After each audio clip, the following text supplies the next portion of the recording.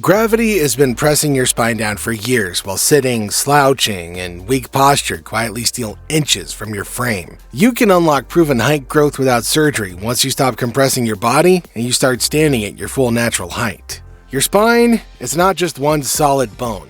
It's a stack of vertebrae with soft, fluid-filled discs sitting between each one, and those discs act like cushions that absorb pressure every time you stand, walk, or even just sit at a desk.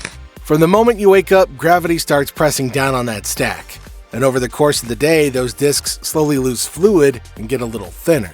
That's why you're naturally taller in the morning and slightly shorter by night. Now multiply that daily compression across years of bad posture, long hours of sitting, and weak supporting muscles, and your body starts to adapt to that collapsed position. Your shoulders roll forward, your lower back tightens, and your full height never truly shows. The fix here is non-complicated because once you stop compressing your body and start working with it, that height comes back. Hanging from a bar is one of the simplest tools you have, and most people skip it completely. When you hang with your body fully relaxed, your own weight gently pulls the spine in the opposite direction of gravity, and the discs get a chance to breathe and rehydrate instead of staying squeezed all day. As that pressure eases off, your shoulders settle into a better position. Your spine starts to lengthen, and your posture begins to reset on its own. Any height people notice in the early weeks comes from that restored spacing and better alignment, and that's a real measurable change in your frame. Do 3 to 5 sets of 20 to 40 seconds, 4 to 5 days a week, and as you get stronger, you can add a light weight belt to increase the pull. Keep it consistent, and your structure will start to reflect it. Bones are not passive, and they're always listening to the signals your body sends them. When you create impact through jumping, sprinting, or playing sports like basketball or volleyball, you produce tiny micro-stresses inside the bone, and the body responds by reinforcing and adapting that structure. The short sprints are especially useful because they also trigger a surge in growth hormone, which supports bone and tissue development throughout the body. When you combine jumps, sprints, and coordinated movement together, your body receives multiple signals at once, and the adaptation is stronger than doing any one of those things alone. This is pure biomechanics, not a trick or a myth, and it works because your body was built to respond to challenge. Training gives your body the signal, but your hormones are what carry that signal through and make the actual adaptation happen. Growth hormone and IGF-1 are two key players here, and both of them respond to specific things you do or do not do. High-intensity training and short sprints cause growth hormone to spike. Eating carbohydrates after intense exercise helps push IGF-1 higher, which works alongside growth hormone to support bone and tissue changes. Deep, restful sleep is when both hormones do most of their work, repairing tissues, restoring disc fluid, and letting your spine expand back to its natural length. No amount of training can replace proper sleep because the growth window is at night. Everything you did during the day, every jump, every hang, every stretch, gets processed and built upon while you're asleep. Cutting that short means cutting your results short. Now, before you go all in, you've got to understand one thing clearly, and that's whether your growth plates are still open. If you're in your late teens or early 20s, there's still real structural potential, and your bones can lengthen in response to the right stimulus. The methods in this video will be working on 2 levels for you, both restoring your current posture and supporting actual bone development. If your growth plates have already closed, the focus shifts and the goal becomes maximizing your posture, decompression, and muscle strength so that your full existing height shows completely. That's not a consolation prize either, because most people are walking around showing 2 to 3 inches less than their actual skeletal height just from compression and weak posture alone. Here's something most height content completely ignores. Even if your discs have space and your spine is decompressed, weak posture muscles will let that height collapse right back down the moment you stop thinking about it. The muscles that hold your frame upright are the spinal erectors running along your back, the deep core muscles stabilizing your torso, the glutes and hip flexors controlling your pelvic position, and the upper back muscles keeping your shoulders open.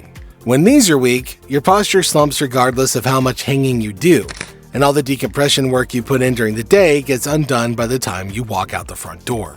Training them is not about doing random exercises until you're tired.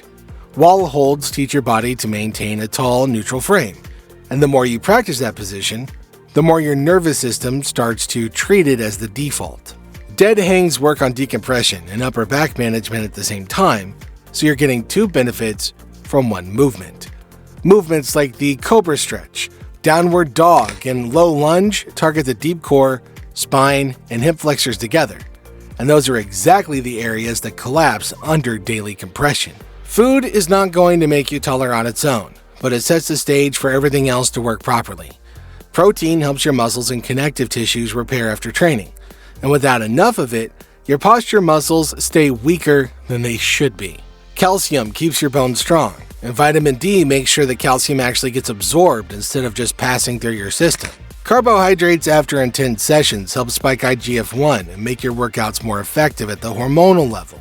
The thing is, none of this is complicated or expensive, and you don't need supplements or special products. You just need to give your body the basic building blocks so that it can respond to the work that you're putting in. Here's the thing, your body didn't compress over a weekend, so it's not going to decompress after one either. Spinal decompression, posture training, and muscle strengthening all build on each other over weeks and months, and the results compound the longer you stay consistent. The people who see real, lasting change are not the ones who went hard for 2 weeks and then decided it was too much and they stopped. They're the ones who made these habits part of their regular routine and kept showing up, no matter how hard or exhausting it got. Every session adds to the last one, and the structure your body builds over time, it becomes permanent, and not something that fades away the minute you decide you're going to stop. A simple, daily structure keeps everything working in the same direction. Start the day with 2 short sets of spinal decompression to undo overnight stiffness and wake up your posture muscles.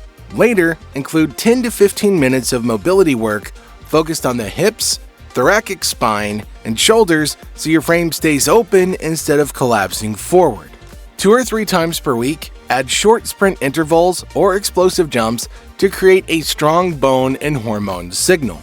To allow recovery hormones to naturally peak, close your eyes and turn off electronics as you wind down for the day. Blue light will disrupt your sleep schedule.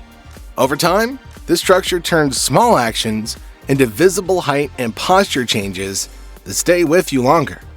Decompression creates space in the spine. Strong muscles hold that space in place.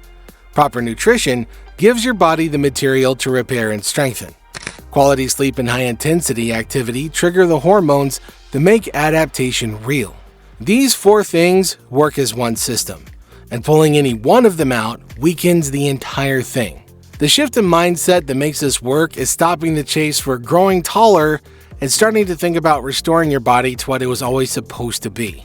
Your height is there, and the only habits that compress it are the only thing standing between you and showing it fully.